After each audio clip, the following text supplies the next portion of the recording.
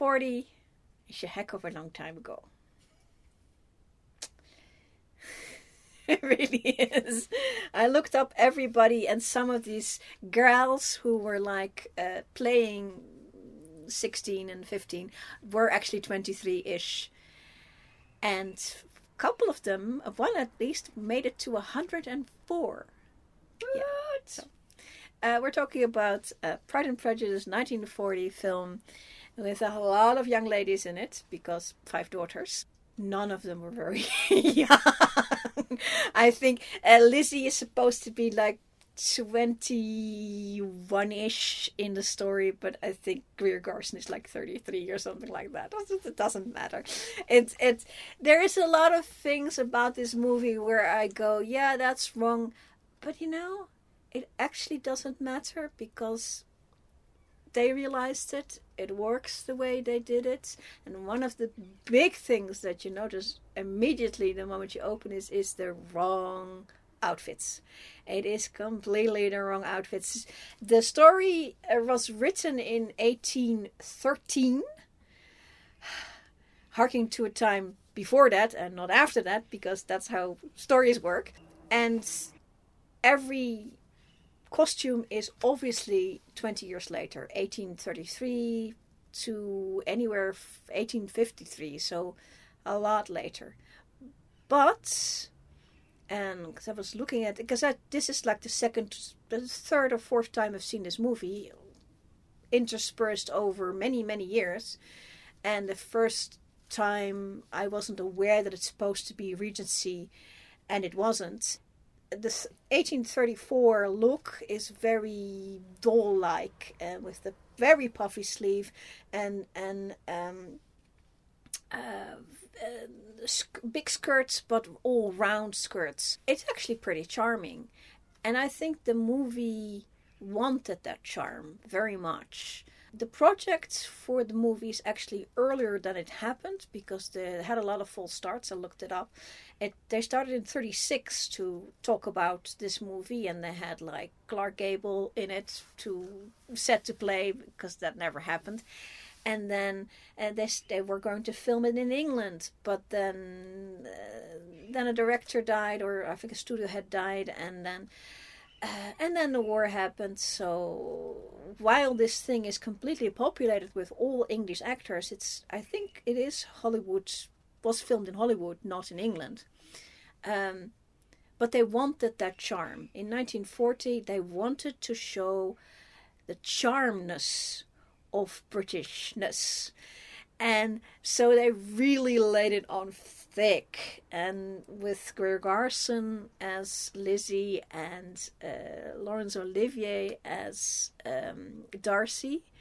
And Laurence Olivier, if you've seen him in things, he can be very overbearing, and he can be very not nice. And he was the nicest I've ever seen him. He was being a sweetheart.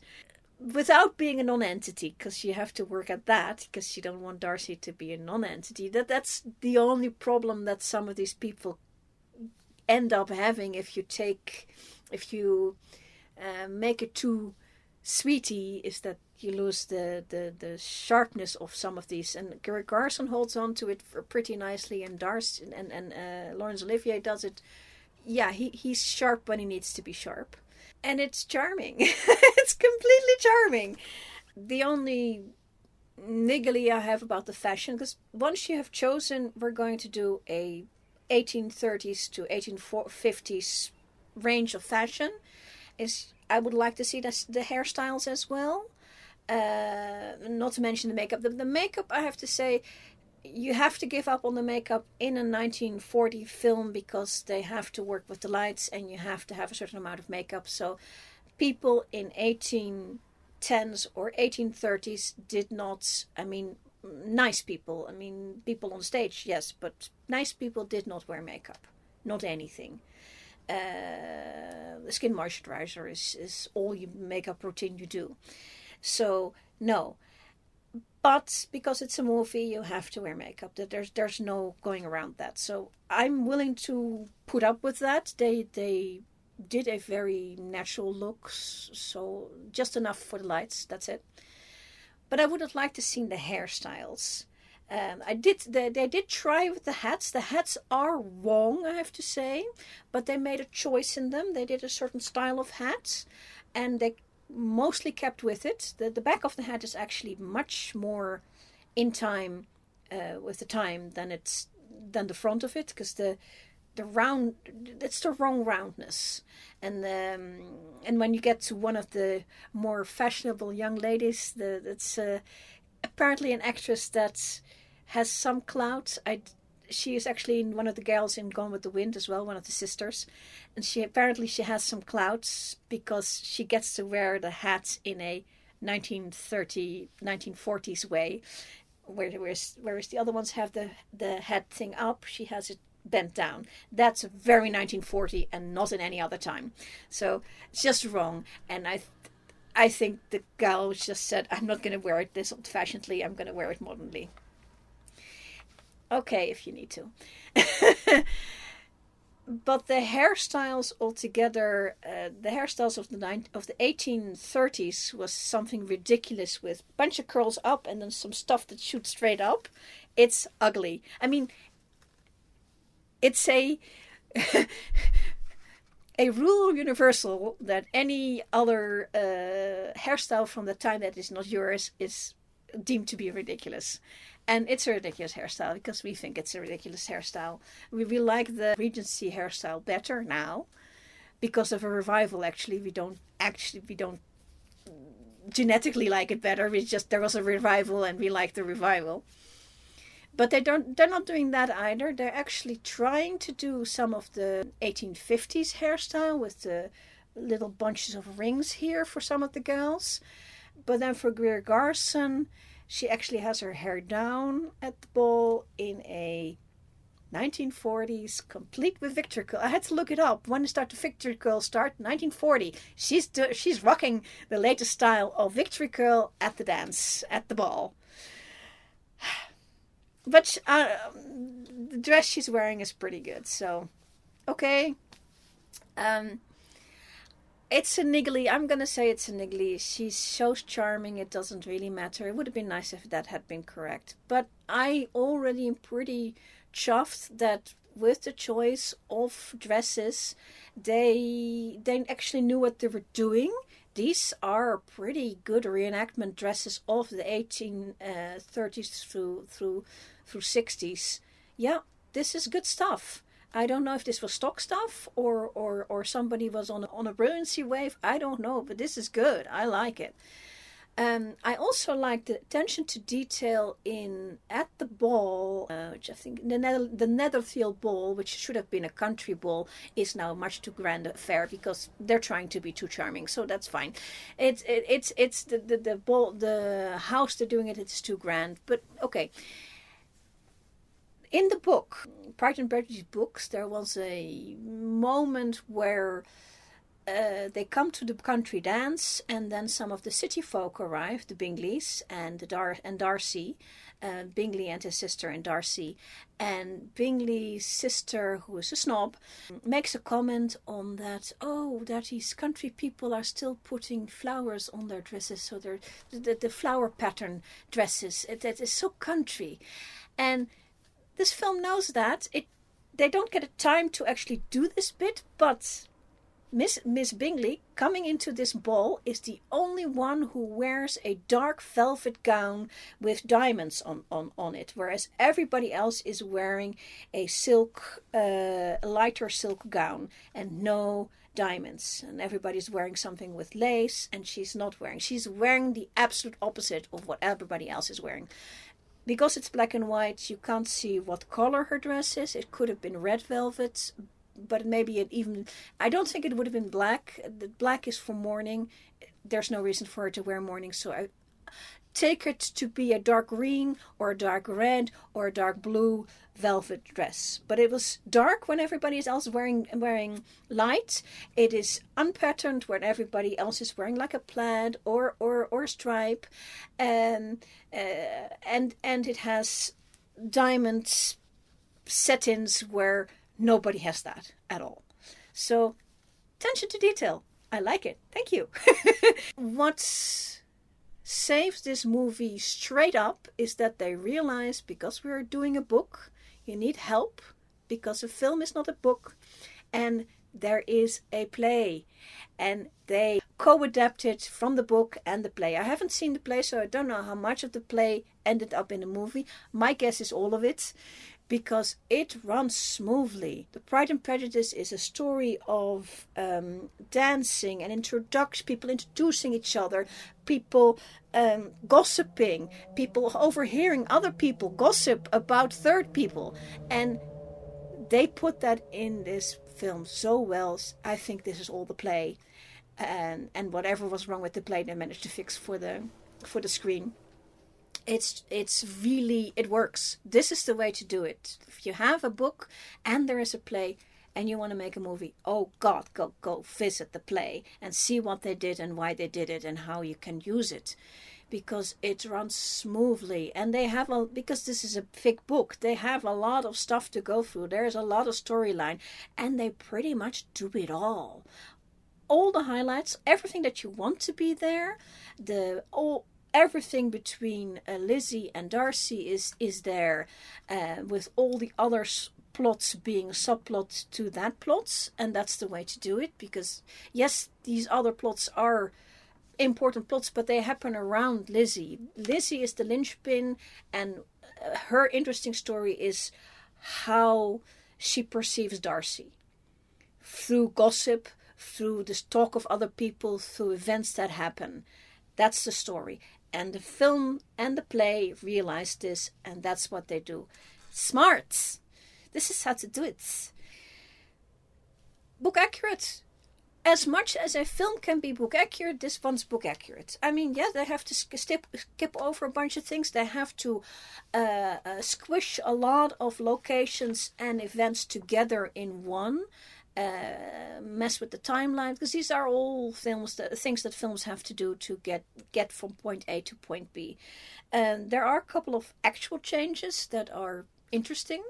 I like that there's an added scene between Lizzy and Darcy where at one of the country events, one that I think it's earlier for the marathon dance or something, some event that I don't particularly remember, is in the book there's a lot of people going on walks and running into other people, and then you have conversations, and that you can't do that in the film. So they have had events in the film where people come together, like dances and a day out. There's a daytime day out where everybody does fun things like archery.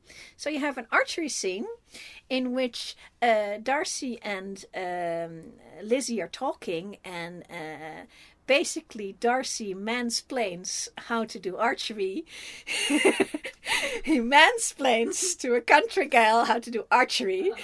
And she's coming, of course, and shows him that, yeah, country gals can do archery.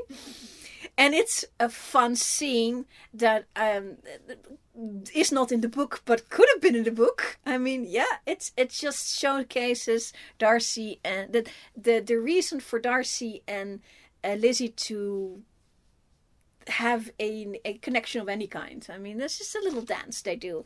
And so that the film realizes that it needs to take time out for this extra scene that is not in the book, but that just showcases them and the charm of them, of both of them. The way he looks when she just shoots like 5 bullseyes in a row, you know, that sort of thing. It's great. Little details like when they're walking through Marathon, there's suddenly a Punch and Judy show, which is a thing that I think Americans are less aware of, but English and Dutch, we have a Dutch version as well, had at every major gathering you would have a Punch and Judy show just to have a little bit of fun for the kiddies. And it was there. They have enough information somehow to know these things and what the place should look like. Everything is a little bit too opulent because, yeah, you want opulence. Details like one of the evenings where Lizzy and Darcy are in the same room, but they're in a more informal setting, and there's other people. The Bingleys are there as well. It's just evening, and she said they have a conversation, and she says she reads, and so somebody hands her a book and she starts reading it, and as she's reading it, you see her hold the book.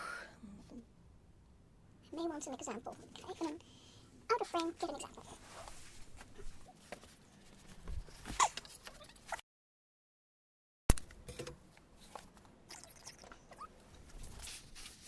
Little Women wasn't written yet. And olden days, when you had a book and it came in like that, it had like little sections, and when you get it and you were reading it for the first time, you'd actually have to open the pages, and but only on a new book, because then the pages are open and you can read it. And so she is there in this movie opening a book like that with a letter opener, showing very clearly that yes, they have a big library at the Darcys and the Bingleys, but they haven't read their books. She's the one who's reading the books. So that's detail. I like that. This whoever did this knew what they were doing historically, and that makes me feel more confident in the choice of picking an 1830s wardrobe for this, because they did it deliberately. They wanted the charm. It may have been to do with any other film that had come out at the same time that had a similar fashion that everybody had already seen Regency, or maybe in 1940 people were not interested in Regency fashion, which is possible. It's a look. Not everybody likes it. Hey, editing Arwen here. I think maybe the date of 1813, when the original book came out, was uncomfortable, because at the time in the US or the fledgling US was still at war with England. And since this movie is trying to make England the hero, or at least pleasable, you don't want to harken back to a time when there was a war going on. So I think maybe that's another reason why they opted for a different time period instead of the right one. But this is so charming, and you hardly ever get to see in 1830s dresses, because now we think they're so doll-like and boring, and now people want for reenactment. American reenactors will all want to do 1860s, and then if you want to do fashion of olden days, you want to do 1870s or 1880s, and then 1890s you get the mutton sleeve things, and then the 1900s and 1910s you get the Edwardian look, which is the high-waisted and a sort of a sleeker look, and then after that you get the 20s, and nobody seems to be wanting it. I love the 20s, but nobody likes the 20s. I like this period too, because it is such a look. It is such a strong look, and when you look at this movie and people, the girls turn around and you see the back, and if you know anything about sewing, you know this person who sewed that knows exactly what that person is supposed to look like, because it's not a modern pattern. The way the back is completely different, and it is choice. If you like costumes, historical costumes, this is your movie. And it's not bad. I mean, it's also a good movie to look at as well. It's the other changes they made. There are a couple of changes. They made two changes that are. One is significant, the other one is not.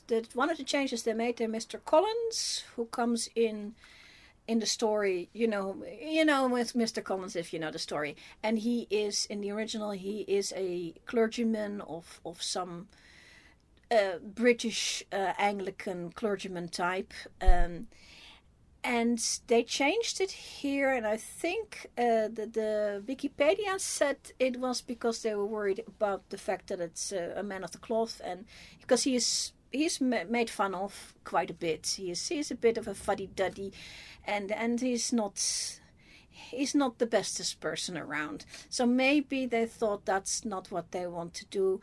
That's what the wiki says. But I think the reason is more practical, because the way these clergy people are set up in the Anglican Church is very convoluted, and they probably thought they couldn't translate that very much to like an American minister or something like that, because he's not that at all. He's way too lay for that. He's not.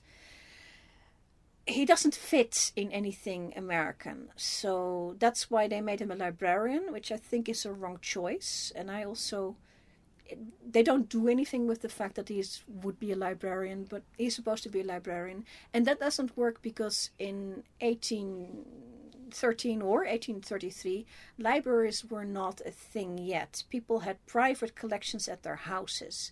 It's not until at least 30 years later, when people start dying and started bequeathing stuff, that you start to have libraries where we're going to put all that stuff. But people at this point are still collecting books.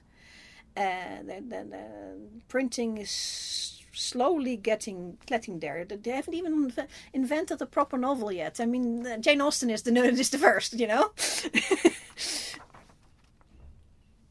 And it's when most of the stuff was serialized. I mean, Jane Austen's was not, but most of the stuff was serialized first before it became a book. So, librarian, yeah, whatever. You can just write in your mind that he's still a clergyman of some vague Anglican stuff, and the film still works. So, sure. The other notable thing they changed, and this goes to the end of the story, is Lady Catherine de Bourgh, who was a fuddy-duddy and in the end tries to stop Darcy from marrying Lizzy on the grounds that she is too lowly placed and that she has a scandal in the family. And here, because they're trying to be charming, and they are charming, they have her do a whole spiel of setting a trap for Lizzy, and then she says the right thing, and then in the end, Lady Catherine says to Darcy, "Yeah, I like the girl. Good thing that you're marrying her." So, and that's just being charming, but it is a change from the originals. It didn't go that easily. They did get married, so that's the thing. That's not a spoiler. Everybody knew they were going to get married. I mean, book's pretty old. Everybody should probably know by now. This one in conjunction with the other versions that there are. There's a 1996 BBC serial, which is Choice. And there is a 2000 and blah movie I'll look up. I personally didn't like the blah movie, the 2000 and blah movie. It's too bland. That one didn't choose what to do and do that. They just made a pretty picture. And this is not a pretty. That's what this film realized, is that yes, we're being super charming. Yes, we're showing the beautiness of Britishness. We're trying to elevate. It's 1940. We're pro-British here at this point, so we're trying to do this to the max. But they also realized that you have to keep the sharpness of Lizzy, of Darcy, also of the situation with Lydia. They did not cut any corners on that, because Lydia runs off with Wickham without getting married, and they straight up say it. Of course, the reaction is the same as in the book, but they do the reaction and they do the storyline. And yeah, this is a good version. This is a pretty good version. Keeping in mind that the looks, but that it is what it is because of reasons. I'm not disappointed. Really. That's what I wrote on my thingy. Charming. It's charming. It's charming. And that's what it's meant to be. They made it to be charming. Good and charming. And charming. And some more charm. Laid and thick. Lots of sugar and charms. And that's my opinion, I think. I'm sticking to it.